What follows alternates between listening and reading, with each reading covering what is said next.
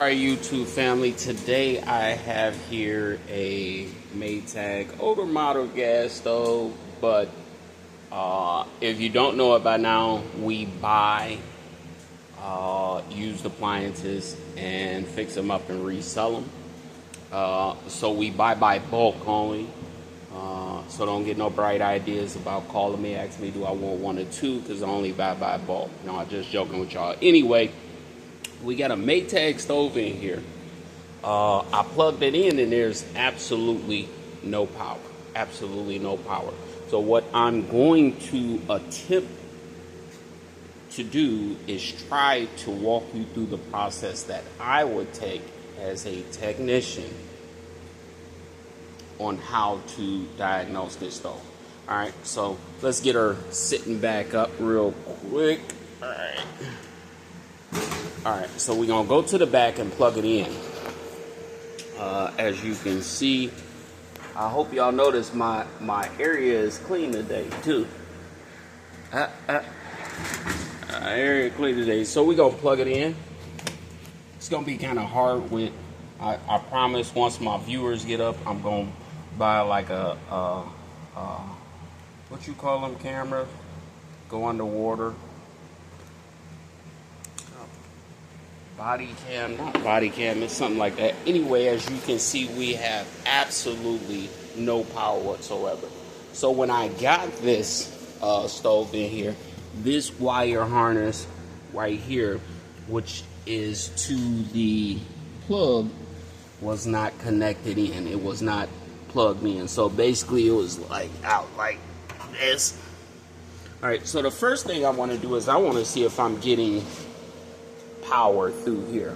So if you give me a second, I'll get my multimeter and we'll get our leads hooked up and see what we got. So all we did was we took our multimeter out and we plugged it into the two terminals, or the two connectors right here that actually goes in the stove, and I want to see if I'm actually getting power through the cord. So I want to make sure once I cut my multimeter in and plug the plug in, be careful. Safety is a factor. If you're not experienced with electricity, don't play with it if you don't know what you're doing. Anyway, just a disclaimer. I'm going to plug the plug in, then I'm going to turn my multimeter to volts. That V stands for volt. There's our ohm sign, but we don't need ohms right now. What we need is volts.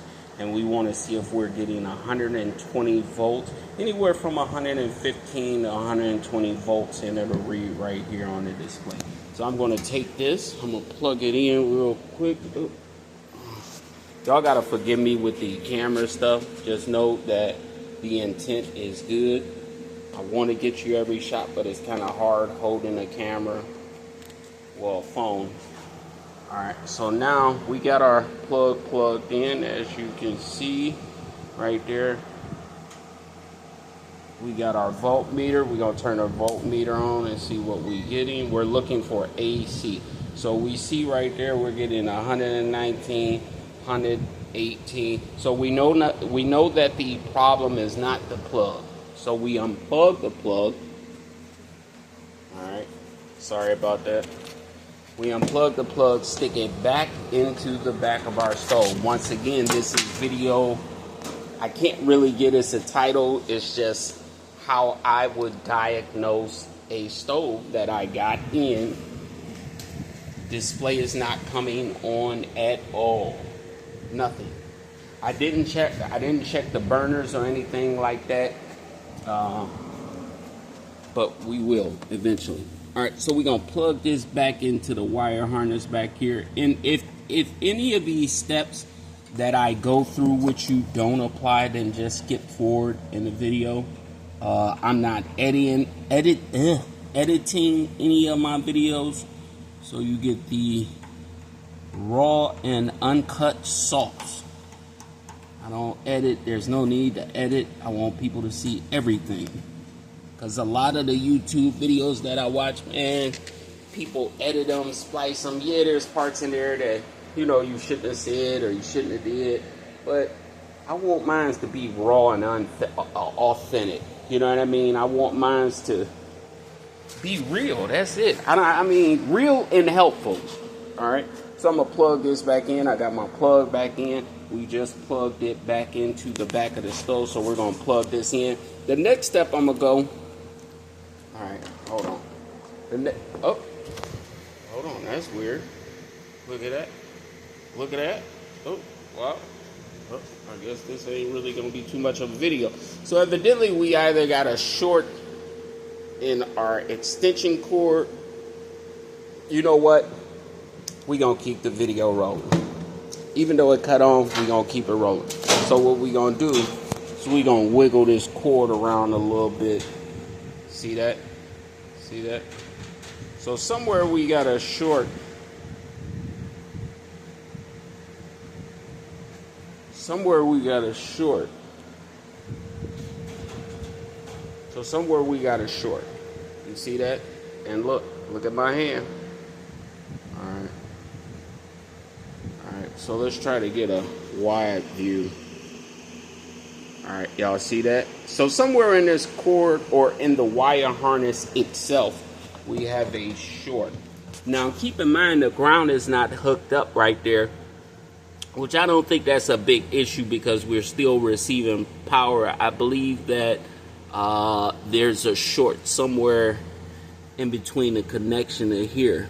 So what I'm gonna do is I'm gonna pause this real quick. I'm gonna hook up that ground real quick, put another clamp on there and hook up that ground and see if that may be the issue. So I have to pause this because I can't connect the ground and all that stuff at one time. Alright, so we got our ground connected. Anyway, so had the stove not come on, I would have went to the bottom of the stove, and I'm going to take you guys down here where I would have checked next. Let's push it back. It's still on. I would have stuck my, see that wire harness back there with the black and white wire right there? Alright, I would have stuck my leads, a red lead in the white and my black lead in the black, and I would have seen if I were getting 120 from that.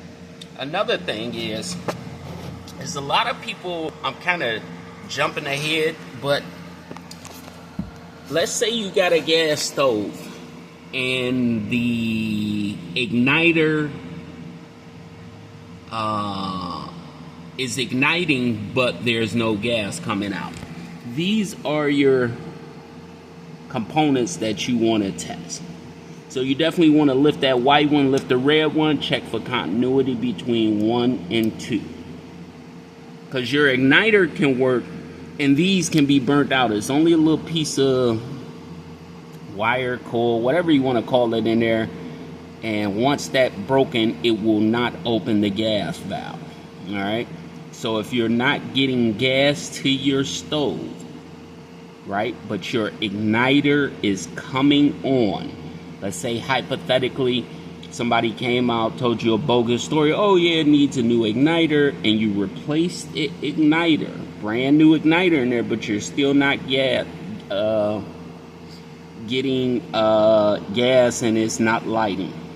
You want to check these gas valves down here. The igniter sends power through here, and once it sends enough power through here, it opens up the gas valve to allow gas in, and that's how you hear the gas. Now on this stove right here, I don't want you guys to be confused. There are two. There's one for the upper and one for the lower. Meaning there is a bake and a broil on here. Some ovens have one, some gas stoves have one, and they just combine the bake and broil together. So you put your food in the top half of the stove if you want it baked, and then they have a little drawer down here where you can pull out if you want it broiled. All right.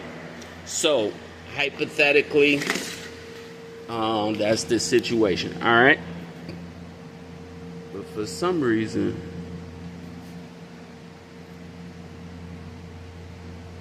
hold on one second, because I'm trying to look at something.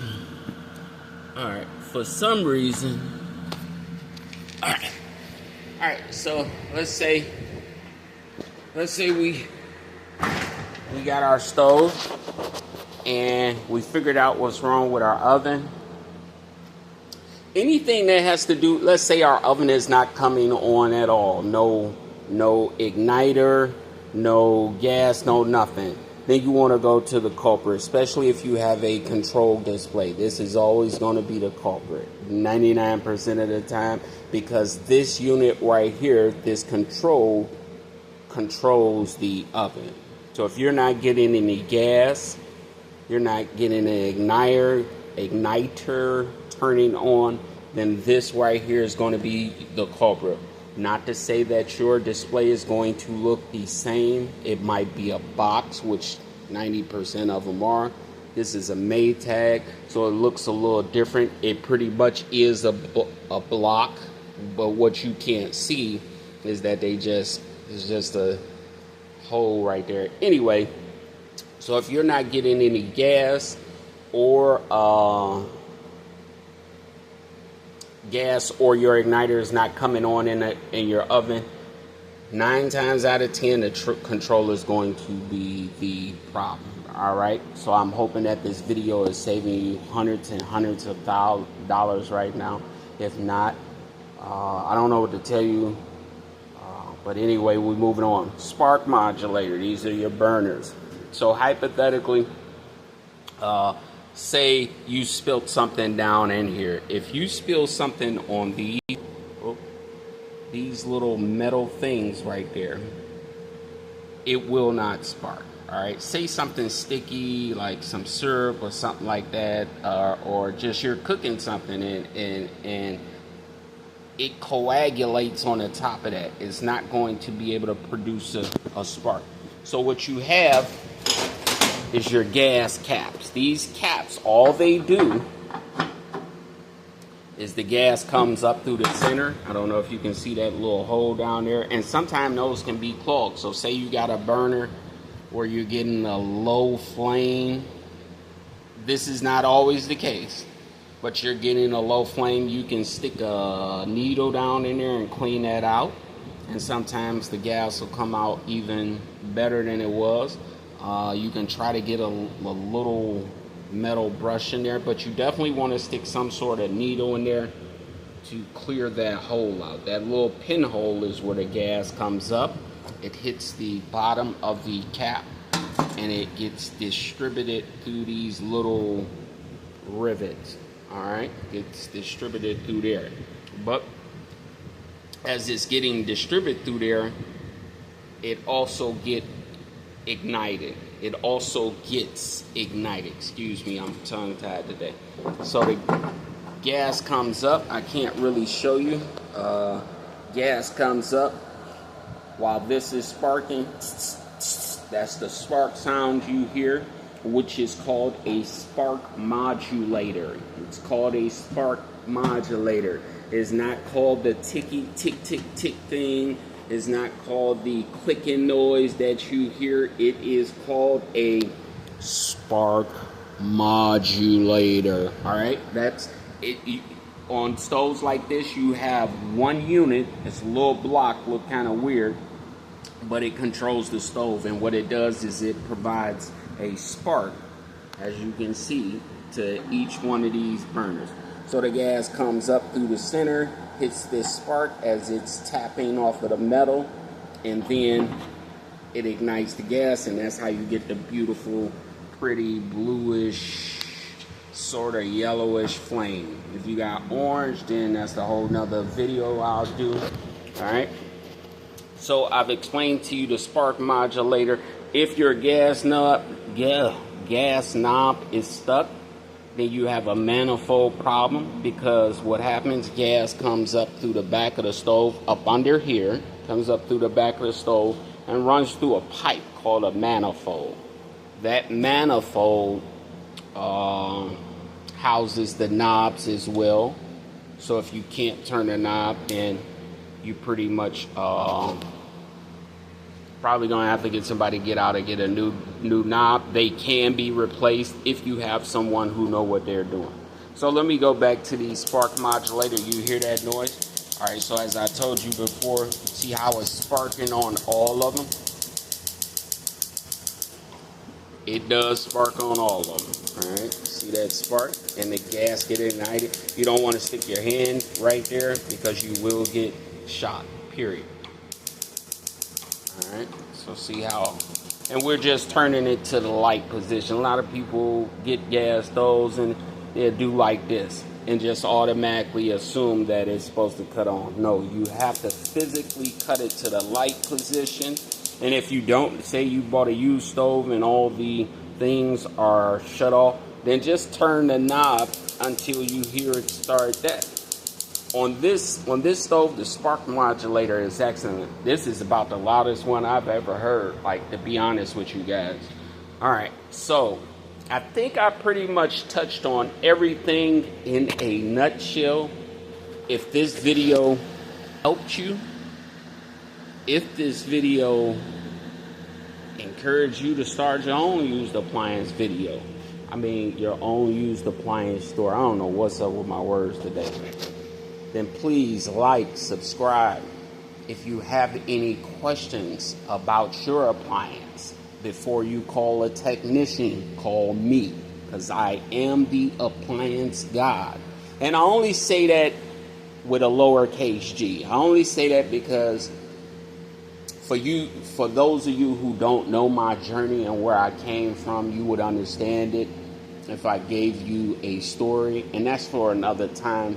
But if this video helps you, you saving money, I touched on what you know what everybody else is not going to tell you, because let me be candid with you, they're not going to tell you everything that I'm telling you, period, point blank. They're not going to tell it to you. Why? Because why tell you something when I can keep leading you astray? So I can give you a video on the spark modulators and not tell you what the component is, which is called a spark modulator.